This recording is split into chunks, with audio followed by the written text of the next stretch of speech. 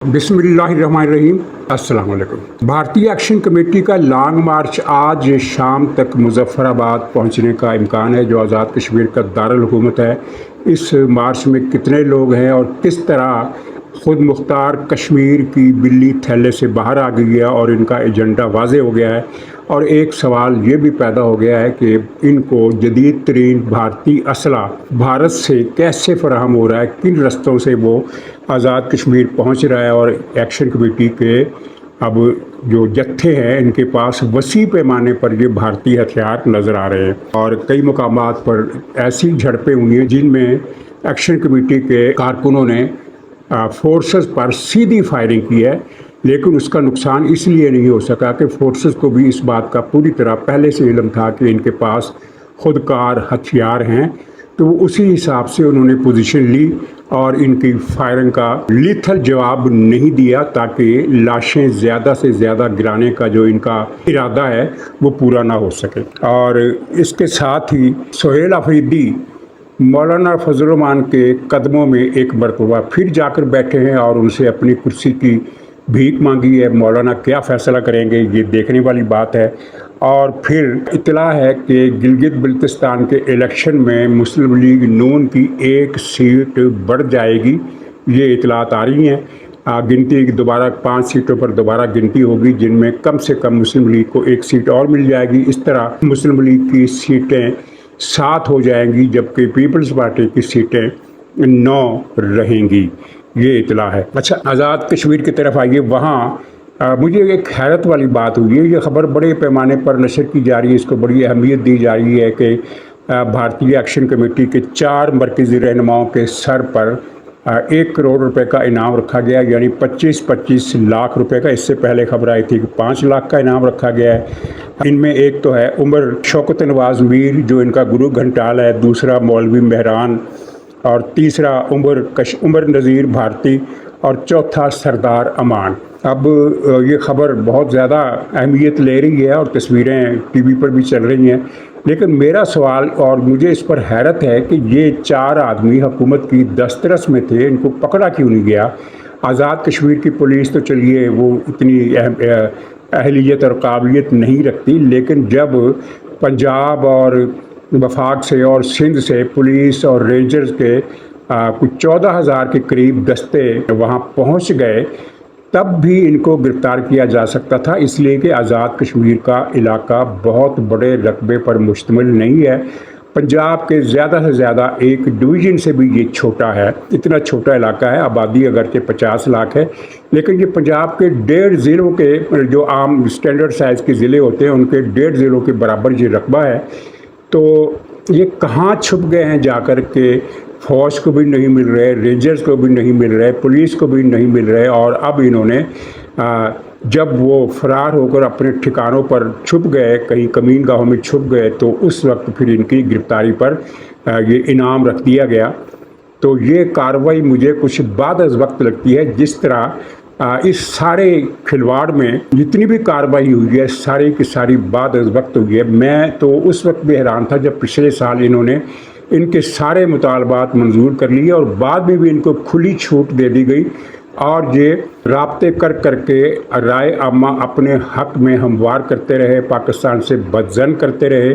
इनके ख़िलाफ़ कोई कार्रवाई नहीं की गई, और कार्रवाई के लिए हरकत में ये उस वक्त आए जब इन्होंने दोबारा हड़ताल और धरने और लॉन्ग मार्च की कॉल दी। और उसके साथ ही फिर इनका एक मज़मूम मंसूबा भी हुकाम की नज़रों में आया, जिसके तहत इन्होंने गैर मुल्की टूरिस्ट को कत्ल करना था और मारने के बाद इसका ज़िम्मा पाकिस्तानी फ़ौज पर लगा देना था कि ये पाकिस्तानी फ़ौज ने टूरिस्टों को मारा है, और इस तरह पाकिस्तान की पूरी दुनिया में बदनामी का बास बनते। तब जाकर ये पाकिस्तानी इदारे हरकत में आए। ज़िमनी तौर पर मैं ये सोचता हूँ कि पाकिस्तानी फ़ौज पर तारीख़ का ये सबसे मुश्किल दौर है, सबसे मुश्किल दौर। बलूचिस्तान में परसों एक दहशतगर्दी की बड़ी वारदात हुई, कल पख्तूनख्वा में दहशतगर्दी की एक बड़ी वारदात हुई। यानी ये 2 सूबे पाकिस्तानी फ़ौज के लिए मसलसल मेहनत और चौकसी का बास बने हुए हैं। पाकिस्तानी फ़ौज इन इलाकों में 24 घंटे गोया के एड़ियों के बल खड़ी रहती है, उनको इतना चौकन्ना रहना पड़ता है। अब ये मशरकी बॉर्डर पर भी पाकिस्तान को पहले से ज़्यादा ख़बरदारी रखनी पड़ती है, क्योंकि भारत किसी भी मौके को इस्तेमाल करने से गुरेज नहीं करेगा। जिस तरह नरेंद्र मोदी के और उसके साथियों के अज़ाइम हैं जिनका वो इजहार भी करते रहते हैं, और फिर जिस तरह वहाँ से रिपोर्टें आती हैं, इंटेलिजेंस रिपोर्टें, उनसे भी ये पता चलता है कि वो मौके की ताड़ में एक आँख बंद करके एक आँख खोल कर पाकिस्तानी बॉर्डर पर नज़र रखे हुए हैं। तो वहाँ भी चौकसी बढ़ गई, और फिर इन दो सूबों के बाद और पाक भारत बॉर्डर के बाद अब ये एक नया महाज पाकिस्तान के और पाकिस्तानी फ़ौज के ख़िलाफ़ आज़ाद कश्मीर में खोल दिया गया है। और मसला ये भी है कि PTI का सोशल मीडिया जो ज़ाहिर है कि बहुत फैला हुआ है, और उसकी स्ट्रेंथ और उसकी ताकत अगरचे पहले के मुकाबले में कम हुई है, लेकिन अब भी बहुत ज़्यादा है। अमेरिका, बरतानिया, ऑस्ट्रेलिया से लेकर पाकिस्तान तक, पाकिस्तान में कम से कम इनके 100 एक्टिविस्ट ऐसे हैं जो यूट्यूब पर और ट्विटर पर पाकिस्तान और पाकिस्तानी फ़ौज के ख़िलाफ़ बोलते हैं, और हुकूमत की आंखों के नीचे बोलते हैं, और हुकूमत इनके ख़िलाफ़ कोई कार्रवाई नहीं करती। सिर्फ़ एक दहशतगर्द बरकत सलमान का क्या नाम है उसका, इस तरह का कोई पारसी नाम लगता है, सोहराब बरकत, तो उसको पकड़ा है, लेकिन बाकियों को सबको खुली छूट दे दी गई है। मुझे तो ताज्जुब है कि अगर भारत में वहाँ का सोशल मीडिया, वहाँ के व्लॉगर, वहाँ के यूट्यूबर ये ख़बरें नशर करते हैं कि फ़लाँ जगह पर भारतीय फ़ौज की फायरिंग से 500 अफराद हिलाक हो गए हैं और वहाँ मरा कोई भी ना होता, तो भारत की हुकूमत और भारत की खुफिया एजेंसियाँ ऐसे व्लॉगर्स के ख़िलाफ़ क्या कार्रवाई करती। लेकिन जहाँ मैंने देखा कि परसों और कल इनके लातदाद यूट्यूबर, लातदाद से मुराद ये है कि 100 के करीब तो ज़रूर होंगे, इनकी गिनती बहुत मुश्किल है, 100 के करीब इनके छोटे बड़े यूट्यूबर हैं जो ये प्रोपेगेंडा करते रहे कि पाकिस्तानी फ़ौज ने डायरेक्ट फायरिंग की है, स्ट्रेट फायरिंग की है, चुन चुन कर निशाना बनाया है, 100 लाशें वहाँ सड़क पर पड़ी हैं और 100 लाशें वहाँ पड़ी हैं, 400 मार दिए, 500 मार दिए, ट्रकों पर लाशें लाद कर जंगलों में दफन कर दी, और ये सारे का सारा झूठ वहाँ बिल्कुल हिलाकते हुई हैं। 6 पाकिस्तानी सिपाही पुलिस के और रेंजर्स के शहीद हुए हैं, और 7 एक्शन कमेटी के बंदे भी मारे गए हैं। इसके बारे में अब तनाज़ा कुछ ज़्यादा कह नहीं सकते। तनाज़ा ये है कि सरकारी जो हुकाम है वो ये कहते हैं कि ये ख़ुद बलवाइयों की फायरिंग से ही मारे गए। उन्होंने जो फ़ौज पर और पुलिस पर फायरिंग की, तो चूँकि ये बीच में, यानी वो मुजाहरीन के बीच में थे ये हमलावर, और उन्होंने वहाँ से अपनी तरफ से उन्होंने निशाना फ़ौज ही का लिया होगा, लेकिन उनकी जद में आकर मुजाहरीन भी मारे गए। और दूसरे ज़राए का कहना है कि नहीं, फोर्सेस की फायरिंग से ये 7 आदमी मरे हैं, लेकिन ये 7 आदमी हैं, 700 नहीं है। और PTI का बस चले तो इनको 7000 बना दे। मेरा सवाल ये है कि इनकी आदत तो झूठ बोलना है, लेकिन ऐसे ख़तरनाक इशू पर इतना बड़ा झूठ कि पाकिस्तानी फ़ौज ने लाशें बिछा दी हैं और सड़कें लाशों से भरी हुई हैं, और उनके ख़िलाफ़ कोई कार्रवाई नहीं की गई, उनको कोई नोटिस तक नहीं भेजा गया, इनको वार्निंग तक नहीं दी गई कि भाई ये इतना बड़ा झूठ पाकिस्तानी फ़ौज के ख़िलाफ़, पाकिस्तानी रियासत के ख़िलाफ़ क्यों बोला जा रहा है। तो ये झूठ डट कर बोल रहे हैं। तो पाकिस्तानी फ़ौज के यानी ख़िलाफ़ चारों तरफ महाज़े जंग खोल दिए गए हैं, और मेरा नहीं ख्याल कि दुनिया की कोई और फ़ौज इतना ज़्यादा दबाव बर्दाश्त कर सकती हो जो पाकिस्तानी फ़ौज कर रही है। लेकिन इत्मीनान की बात यह है कि इनकी स्ट्रेटजी कामयाब है, और ये आज़ाद कश्मीर का जो ये यहाँ एक भारतीय एक्शन कमेटी ने खुद मुख्तार कश्मीर की जो साजिश शुरू की है, ये बहुत चंद दिनों के अंदर अंदर ही इसको फना कर दिया जाएगा। उसका एक मुजाहरा कल हमने देखा। कल भारतीय एक्शन कमेटी ने एक मरतबा फिर पाकिस्तान से आज़ाद कश्मीर को मिलाने वाले मुख्तलिफ रस्तों को, जिनमें ख़ास तौर पर ये पत्तन वाला रास्ता है, कोहाला वाला, इसको और कुछ दूसरे इलाकों को जो गिलगित वगैरह की तरफ जाते हैं या पख्तूनख्वा के बॉर्डर से भी मिलते हैं, उनको बंद करने की कोशिश की, लेकिन इनकी नफरी बहुत ज़्यादा नहीं थी एक्शन कमेटी वालों की, और सिक्योरिटी फोर्सेस ने बड़ी आसानी से उनकी ये कोशिश नाकाम बना दी। और इनके सारे ऐलान के बावजूद ये रास्ते खुले हुए हैं पाकिस्तान और आज़ाद कश्मीर के दरमियान। कोई रुकावट ये पैदा नहीं कर सके, तो ये उनकी नाकामी है। जहाँ तक खुद मुख्तार कश्मीर का नारा है, तो PTI का एक लीडर कह रहा था टीवी पर बैठकर कि ये इल्ज़ाम है कि इन्होंने खुद मुख्तार कश्मीर की साजिश रची है। भाई काहे का इल्ज़ाम है? इन्होंने खुद कहा है, इनके एलामियों में ये बात आई है, इनकी तकरीरों में जो सारी की सारी यूट्यूब पर मौजूद है, इनकी तकरीरों में, इनके मुतालबात में, इनकी तहरीरी एलामियों में, इनकी प्रेस रिलीज़ों में एक मुतालबा दोहराया जाता है कि आज़ाद कश्मीर से गैर मुल्की अफवाज निकल जाएं, यानी कि पाकिस्तानी अफवाज को इन्होंने गैर मुल्की करार दे दिया है। अगर पाकिस्तान गैर मुल्क है और पाकिस्तानी फ़ौज गैर मुल्की फ़ौज है, तो खुद मुख्तार कश्मीर के अलावा इसका और क्या मतलब है, ये मुझे आप बता दें। किसी भी इलाके में अगर ये मुतालबा किया जाए कि जहाँ से फ़लाँ मुल्क की फ़ौज निकल जाए, तो इसका मतलब ये है, फ़लाँ मुल्क की फ़ौज अगर निकल जाए, गैर मुल्की फ़ौज निकल जाए, तो इसका मतलब ये है कि वो इलाका ख़ुद को अलग मुल्क तस्वर करता है और वो ख़ुद को एक अलग आज़ाद मुल्क डिक्लेयर करते हैं। और यही कुछ कश्मीर कमेटी ने किया है और यही भारत का एजेंडा है कि आज़ाद कश्मीर पाकिस्तान से अलग हो जाए, ताकि मसला कश्मीर हमेशा के लिए ख़त्म हो जाए। और इसी एजेंडे को लेकर ये भारतीय टट्टू पाकिस्तान में एक्टिव हुए हैं। और अब भी अगर कोई ये कहता है कि ये मुहब्बे वतन है, ये गैर मुल्की एजेंडे पर नहीं चल रहे, ये ख़ुद मुख्तार कश्मीर का नारा नहीं लगा रहे, तो फिर वो एक सफ़ेद झूठ बोल रहे हैं। और इतना सफ़ेद कि सफ़ेद होकर वो काला पड़ गया है, इतना बड़ा झूठ ये बोल रहे हैं। और इन झूठ बोलने वालों को शर्म आनी चाहिए। अच्छा, ये हड़ताल का जो मसला है, आज़ाद कश्मीर के ज़्यादातर इलाकों में हड़ताल हुई है। ज़्यादातर ये नहीं है, हड़ताल करने वालों की तादाद हड़ताल ना करने वालों से ज़्यादा रही, इसमें कोई शक नहीं और इसमें कोई हैरत की बात भी नहीं। खुद कार हथियारों से लैस जत्थे जब एक एक दुकानदार के पास जाकर उसको गन पॉइंट पर डराएंगे, तो कौन होगा जो इस सूरत हाल में अपनी दुकान खोलेगा? बहुत कम लोग होंगे। फिर भी उनकी हिम्मत है कि आज़ाद कश्मीर के बहुत सारे इलाकों मार्केटों में हड़ताल नहीं हुई। लेकिन ये हड़ताल ना होना जुज़वी था और हड़ताल होना जुज़वी से कुछ ज़्यादा था। जहाँ तक इनके लॉन्ग मार्च की बात है, तो उसकी कोई वीडियो इस तरह की नहीं आई जिससे गिनती का अंदाज़ा हो सके। लेकिन वहाँ के जो अखबार नवीस है, वहाँ से आने वाली जो ख़बरें हैं, उनके मुताबिक इनकी जो इस वक्त पीक की तादाद है वो 10,000 के करीब है। जब ये लॉन्ग मार्च शुरू हुआ था दिन के इब्तदाई हिस्से में, तो उस वक्त BBC की रिपोर्ट थी कि 1,500 के करीब लोग इसमें हैं। तो बिल्कुल इसमें कोई गैर फितरी बात नहीं कि अगर वो रात को 8 या 10,000 हो गए हों तो कोई इतनी बड़ी बात नहीं। लेकिन ये जो उनका दावा था कि 50,000 से ज़्यादा लोगों को हम सड़कों पर निकालेंगे, वो तो गलत साबित हो गया, क्योंकि इनके अपने ज़राए के मुताबिक जो इस वक्त शुरका हैं जो मुजफ्फराबाद की तरफ बढ़ रहे हैं, वो 10,000 के करीब है, यानी कि 10,000 से कुछ कम है। सवाल ये है कि क्या इनको आज मुजफ्फराबाद में दाखिले की इजाज़त दी जाएगी?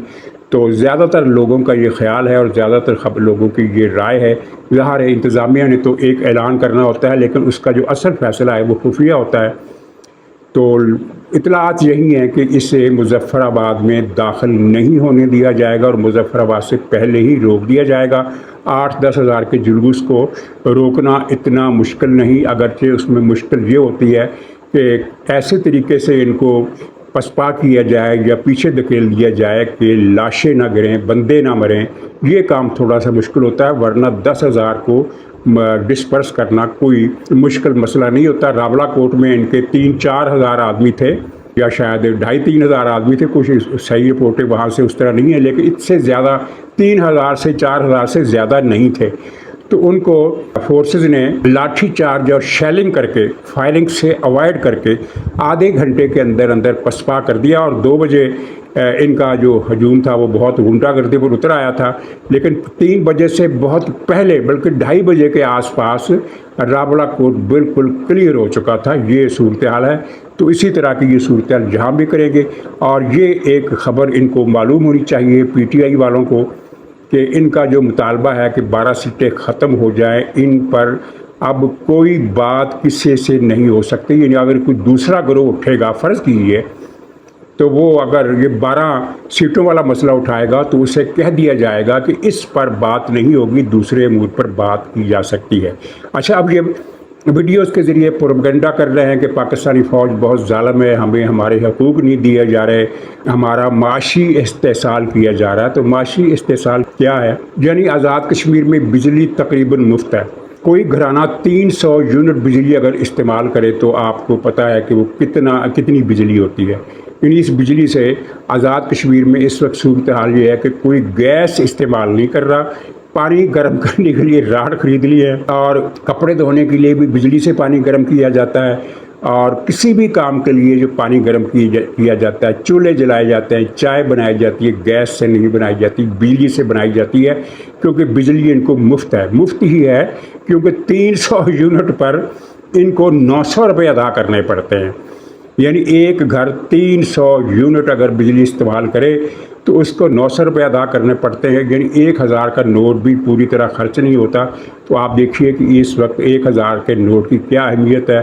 وہی بجلی اگر کوئی پنجاب میں یا سندھ میں یا بلوچستان میں 300 یونٹ بجلی استعمال کرے تو اس کو 70,000 روپے کا بل آ جاتا ہے۔ پختونخوا کا نام میں نے اس لیے نہیں لیا کہ وہاں پہلے ہی بجلی مفت ہے۔ وہاں حکومت کی سرپرستی میں بجلی چوری کی جاتی ہے، کھمبوں سے ڈائریکٹ لائنیں لے کر نکال کر بجلی چوری کی جاتی ہے، وہاں سے وابڈا کو کوئی منافع نہیں ہوتا۔ لے دے کر یہ 3 صوبے ہیں جو بجلی کا بل بھرتے ہیں، پنجاب، سندھ اور بلوچستان۔ بلوچستان بہت چھوٹا صوبہ ہے، وہاں کی عوام کی اکثریت، خاص طور پر بلوچ عوام کی اکثریت اتنی غریب ہے کہ ان کے پاس بجلی تو خیر ان کو پتہ ہی نہیں کہ بجلی ہوتی کیا ہے، اور ان کے پاس رات کو لالٹین جلانے کے لیے اتنے پیسے نہیں ہوتے کہ مٹی کا تیل خرید کر اس میں ڈال سکے، وہ اندھیروں میں رات بسر کرتے ہیں۔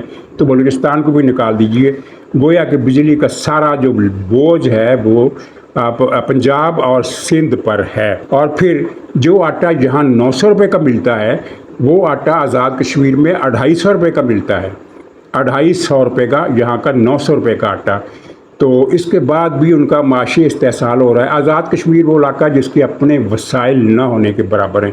یہی وجہ ہے کہ 110 ارب روپے وفاقی حکومت کو خرچ کرنا پڑتے ہیں آزاد کشمیر کی ضروریات پوری کرنے کے لیے۔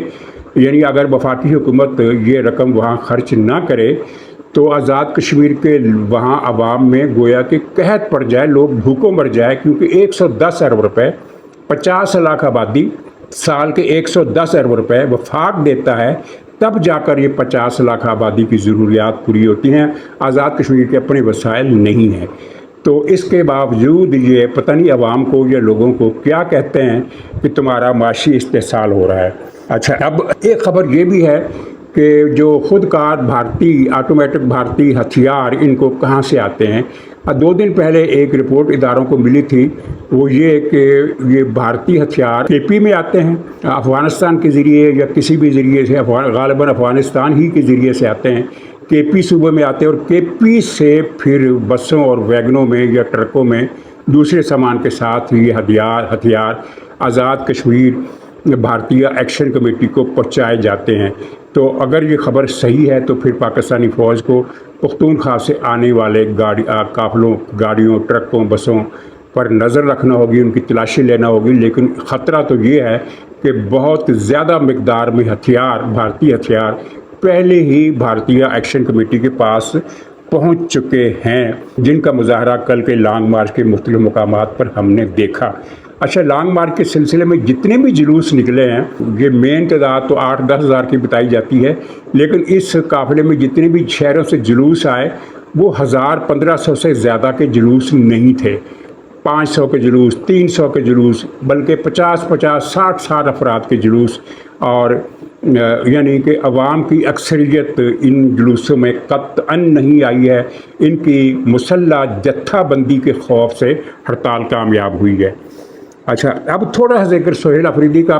پچھلے ہفتے بھی نہیں، 10 دن پہلے بھی سہیل افریدی نے مولانا فضل الرحمان صاحب سے ملاقات کی تھی اور کرسی بچانے کی درخواست کی تھی۔ خبر پی ٹی آئی والوں نے یہ جاری کی کہ نہیں، وہ تو پتہ نہیں صوبائی حقوق کا مسئلہ تھا یا کوئی اظہار تعزیت کا مسئلہ تھا، کسی نے کچھ کہا، کسی نے کچھ کہا، لیکن سب کو پتہ ہے کہ وہ سہیل افریدی نے مولانا سے منت کی تھی اور مولانا کو ڈرایا تھا کہ مولانا اگر میں نہ رہا تو گنڈا پور آ جائے گا۔ بات یہ ہے کہ مولانا کو ڈرانے کا فائدہ، گنڈا پور پہلے بھی تو 1.5 سال رہا ہے، تو مولانا کا کیا بگاڑ لیا اس نے۔ اچھا، اب یہ پرسوں جا کر پھر ملا ہے مولانا فضل الرحمان سے کل، اور فضل الرحمان صاحب سے مل کر اس نے پھر وہی درخواست دہرائی ہے کہ مولانا گنڈا پور آ جائے گا، آپ کو بھی مارے گا، مجھے بھی مارے گا۔ بظاہر تو گنڈا پور آتا ہوا نہیں لگتا۔ اب سوال یہ ہے کہ دو باتیں ہیں۔ ایک تو سوال ہے کہ مولانا فضل الرحمان کیا فیصلہ کریں گے۔ میرا نہیں خیال کہ وہ سہیل آفریدی کو بچائیں گے، کیونکہ ان کو بھی پتہ ہے اور حکومت کو بھی پتہ ہے اور پی ٹی آئی کو بھی پتہ ہے کہ سہیل آفریدی اگر ہٹ گیا تو گنڈا پور کے آنے کا امکان کم ہے۔ جو بھی آئے گا ہوگا تو وہ پی ٹی آئی کا، جو بھی نیا وزیر اعلیٰ آئے گا ہوگا وہ پی ٹی آئی کا، لیکن وہ پی ٹی آئی کا نہیں ہوگا اور پتہ نہیں کس کا ہوگا، اس بات کا سب کو علم ہے۔ اور دوسری جو نکتے والی بات ہے وہ یہ ہے، پختونخوا میں پی ٹی آئی نے باقی لیڈروں کے خلاف تو جو مہم چلائی پورے ملک میں چلائی، لیکن پختونخوا میں سب سے گندی اور قابل نفرت، گھناؤنی اور غلیظ مہم جو چلائی وہ مولانا فضل الرحمان کے خلاف تھی، اور یہ مہم 4-5 سال سے چل رہی ہے، بلکہ شاید اس سے بھی زیادہ عرصے سے چل رہی ہے، اور مولانا کو دنیا کا سب سے خراب آدمی ثابت کیا گیا۔ اب دنیا کے سب سے خراب آدمی کے قدموں میں یہ پی ٹی آئی جھکی ہوئی ہے، اور اگر مولانا حکم دیں کہ یہ میرے جوتے جو ہے اپنی زبان سے پالش کرو تو یہ زبان سے پالش بھی کریں گے، تو میرا خیال ہے مولانا اس صورتحال سے لطف اندوز ہو رہے ہوں گے۔ اور پی ٹی آئی کی اخلاقیات پھر آپ نے دیکھ لی کہ یہ ضرورت پڑنے پر اسی آدمی کے قدموں میں جا کر گر گئے جس کو یہ دنیا کا سب سے برا آدمی قرار دیتے تھے۔ اور گلگت بلتستان کے الیکشن کے نتائج باقی تو سب مکمل ہو گئے، 5 حلقوں میں دوبارہ گنتی ہوگی۔ مجھے تفصیل کا علم نہیں ہے کہ دوبارہ گنتی کا فیصلہ کس شکایت پر کیا گیا اور شکایتوں میں کیا ثبوت لگائے گئے کہ الیکشن کمشنر راضی ہو گیا کہ دوبارہ گنتی بلکہ دوبارہ پولنگ ہوگی۔ اور کہا یہ جا رہا ہے کہ کم سے کم ایک حلقہ ایسا ہے جہاں مسلم لیگی امیدوار جیتا تھا، لیکن گننے میں یا پولنگ میں گڑبڑ ہوئی اور مسلم لیگ کا امیدوار ہار گیا۔ تو اب یہ کہا جا رہا ہے کہ یہ جب دوبارہ پولنگ ہو جائے گی تو مسلم لیگ کی سیٹ ایک بڑھ جائے گی۔ مسلم لیگ کے پاس اس وقت 6 سیٹیں ہیں، گویا کہ 7 سیٹیں ہو جائیں گی، اور پیپلز پارٹی کے پاس اس وقت 9 سیٹیں ہیں۔ 2 سیٹوں کا فرق رہے گا، 9 سیٹوں کی برتری اپنی جگہ ہے، اور زیادہ تر امکان یہ ہے کہ اگر مخلوط حکومت بنانے پر اتفاق نہ ہوا تو آزاد امیدواروں کی ایک اچھی خاصی تعداد پیپلز پارٹی کے ساتھ مل جائے گی۔ ظاہر ہے ان کے پاس سیٹیں زیادہ ہیں، اور یہاں پی ٹی آئی نے ایک لطیفہ بنایا ہوا ہے، لطیفہ کھڑا کیا ہوا ہے کہ جتنے بھی آزاد امیدوار جیتے ہیں جن کی تعداد 8 ہے، تو آزاد کا مطلب ہے پی ٹی آئی، حالانکہ ایسا نہیں ہے۔ ان میں پی ٹی آئی کے صرف 2 امیدوار ہیں جو جیتے ہیں، پی ٹی آئی کا اور کوئی امیدوار نہیں جیتا، باقی 6 آزاد امیدوار واقعتاً آزاد ہیں۔ ان 6 میں سے پیپلز پارٹی کے ساتھ کتنے ملتے ہیں یہ ہم دیکھ لیں گے، لیکن ظاہر ہے ان کی اکثریت پیپلز پارٹی کے ساتھ ہی جائے گی۔ ناظرین اجازت دیجیے، انشاءاللہ اگلے بلاگ میں پھر ملاقات ہوگی، تب تک کے لیے خدا حافظ۔